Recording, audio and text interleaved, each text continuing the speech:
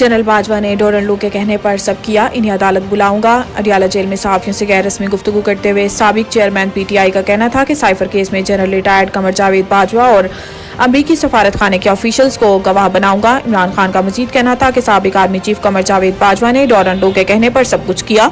General Bajwa को अदालत बुलाऊंगा। एक सवाल के जवाब में इमरान खान का कहना था कि मुझसे किसी ने मुज़ाकरात नहीं किए, लिख कर देने को तैयार हूं कि इलेक्शन पीटीआई जीतेगी।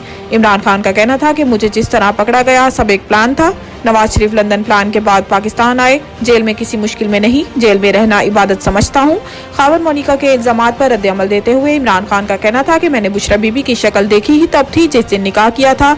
बच्चों को अपनी वालदा के खिलाफ बयान देने का कहा जा रहा है। साइफर केस में इमरान खान और शाह महमूद पर 12 दिसंबर को फर्द जुर्म आयद की जाएगी। अडियाला जेल में साइफर केस की समाअत सीक्रेट एक्ट के तहत कायम खसूसी अदालत के जज अबुल हुस्न जुल्करनैन ने की।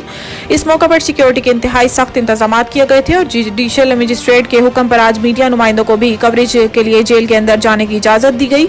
अदालत ने करार दिया कि साइफर केस में इमरान खान और शाह महमूद कुरैशी पर 12 दिसंबर को फर्द जुर्म आयद की जाएगी। अदालत की जानिब से साबिक चेयरमैन पीटीआई और शाह महमूद कुरैशी को केस की नकूल फराहम कर दी गई है। पाकिस्तान तहरीक इंसाफ के वुकला की जानिब से केस की नकूल फराहम न करने की इस्तदा की गई थी। सुप्रीम जुडिशल काउंसिल में शिकायत जस्टिस मुजाहिर ने रजिस्ट्रार के नोटिस का जवाब जमा करवा दिया। जस्टिस मुजाहिर नकवी ने जवाब की कॉपी सुप्रीम कोर्ट के 3 रुकनी कमेटी को भी भिजवा दी, जिसमें कहा गया है कि मैंने 2 आईनी दरखास्तें सुप्रीम कोर्ट में दायर कर रखी हैं। मेरी दरखास्तों पर ताहाल नंबर नहीं लगाया गया। ये आईनी दरखास्तें 3 रुकनी कमेटी के सामने रखी जाएं और मेरी दोनों आईनी दरखास्तों को समाअत के लिए मुकर्रर किया जाए।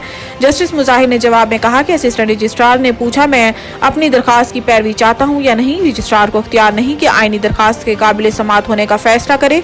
कानून के मुताबिक जजेस की 3 रुकनी कमेटी ही दरखास्त का जायजा ले सकती है। मेरे वकील ने कभी नहीं कहा था कि इल्जामात वाज़े होने के बाद कानूनी एतराज़ात नहीं करेंगे। मेरी सुप्रीम कोर्ट तैनाती के मुखालिफ वाले एतराज़ पर चीफ जस्टिस ने वजाहत की थी। चीफ जस्टिस की वजाहत के बाद सिर्फ इस एतराज़ से दस्तबरदारी इख्तियार की थी और एतराज़ वापस ये समझ कर लिया था कि जुडिशल काउंसिल गलती तस्लीम करते हुए शोकाज वापस लेगी।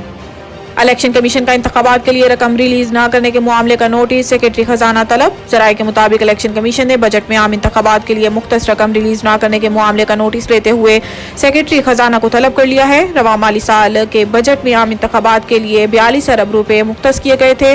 जराये का बताना है कि वजारत खजाना ने अब तक 10 अरब रुपए इलेक्शन कमीशन को मुहैया किए हैं। बकिया रकम की फराहमी बगैर किसी माकूल जवाज के तातुल का शिकार है। जराये का कहना है कि 8 फरवरी 2024 के आम इंतखाबात के इनेकाद के लिए इलेक्शन कमीशन को फौरी तौर पर 17 अरब रुपए दरकार है। जराये के मुताबिक chief election commissioner Sikandar Sultan Raja ने रकम की फराहमी से मुतल्लिक निगरान वजीर आजम अनवारुल हक काकड़ को भी आगाह करने का फैसला किया है। रकम फराहमी से मुतल्लिक वजीर आजम को आज तफसीली खत भी लिखा जा रहा है।